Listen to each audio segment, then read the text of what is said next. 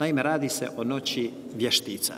Kod nas je poznata ta noć, čuli smo, mediji o tome bruje, odakle u stvari potiče ta noć, odnosno njeno obilježavanje i gdje se ona ponajčešće obilježava.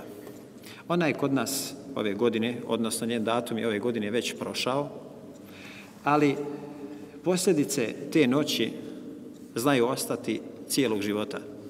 Posljedice te noći mogu biti dalekosežne u društvu i mogu biti pogubne po društvo. Nažalost, zbog slabe informisanosti o povodu te noći, te njenom obilježavanju, nepoznavanju šarijatskih normi i propisa, mnogi koji nose čak muslimanska imena obilježavaju i slave tu noć. Apsolutno ne razmišljajući o čemu se radi. Znamo da stavljaju maškare na glave, da izlaze na ulicu, da jedni druge straše, gledaju horor filmove i tome slično. Ali ta noć je u stvari noć koja dolazi uoči katoličkih praznika, dana mrtvih ili kako ih oni nazivaju svih svetih.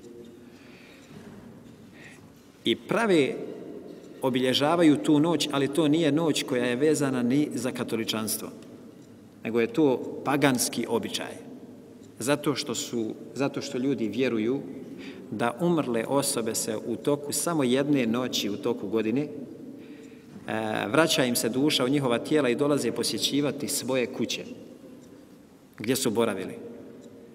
Pa su ljudi, bojeći se toga da će ih to prepasti, počeli da režu bundeve, da rade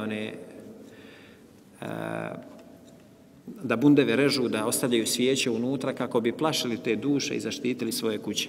To je paganski običaj, to nema veze ni sa katoličanstvom. Čak su katolički svećenici skrenuli pažnju kršćanima da tu noć ne smiju obilježavati, jer to je slavljenje i veličanje Iblisa.